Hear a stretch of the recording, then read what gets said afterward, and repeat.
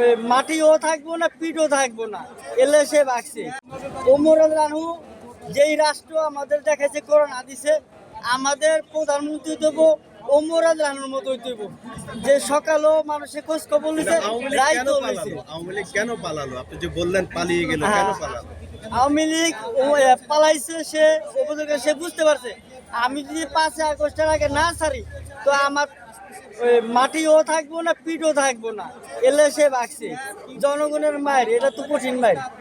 এখন যদি আওয়ামী লীগ ফিরে আসার চেষ্টা করে কার্যালয়ে, জনগণ মাইনা লয়, যদি জনগণ মাইনা লয় তাহলে তো আমার সমস্যা নাই। যদি জনগণ মানার পরও যদি সে যদি ক্ষমা চায়, দর্শক আমি আমার ভুল বুঝতে পারছি, আমি আর কোনো দলে নয়, আমি আপনাদের সুযোগ সুবিধা দিব। কথায় না, কাজে বিশ্বাসে মানুষ, জনগণ কথা বিশ্বাস করে না, কাজে বিশ্বাস করে। রাস্তাঘাট দেশ গ্রামে ভাঙ্গা, বাঁশের পুল, আমাদের সিরাজগঞ্জ সেখানে বাঁশের পুল, এই রাস্তা এই অনেক যুগ ধরে এই রাস্তা। শেখ হাসিনা আরও বলছে ধর্ম যার যার, উৎসব সবার। ধর্ম যার যার, ঠিক আছে, উৎসবও তার তার। মুসলমানের উৎসব মুসলমান পালন করব, হিন্দুর উৎসব হিন্দু পালন করব।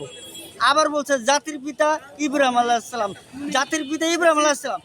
আর আওয়ামী লীগরা বলে জাতির পিতা মুজিবুর রহমান। মুজিবুর রহমান কেমন? কোরআন হাদিসে তো শেখ মুজিবুর রহমান হয় নাই, কোরআন হাদিস হয়েছে জাতির পিতা ইব্রাহিম আলাইহিসসালাম।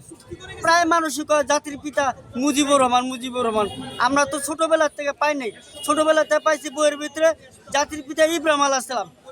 আবার অনেকে বলে ধর্ম যার যার, উৎসব তার তার। উৎসব তার তার কি? উৎসব তার তার, উৎসব সবার না, উৎসব করে সবার। অনেক যে পোস্টারের জায়গা থেকে পল্টন আইলি দেখি ধর্ম যার, উৎসব বলে সবার। এগুলি কোরআন হাদিসের বাইরে কথা, এগুলি তো ফাউল কথা। আর এই যেই গরিব দুঃখীর মানুষের পাশে দাঁড়ায় না, আমাদের সিরাজগঞ্জ সেখানে তাবলিগের মার্কাজ নাই, এই আইতে যাইতে 500 টাকা লাগে তাবলিগের মার্কাজে যাইতে। তাহলে আমাকে আওয়ামী লীগ কি শুধু সুবিধা দিছে? আমরা চাই তারেক রহমান আমাদের দেশে সিরাজগঞ্জ শেখানগর ইউনিয়নে এখানে একটু নজর দিতে। আমাদের পাউসা গ্রাম থেকে সিরাজগঞ্জ যাইতে 1500 টাকা।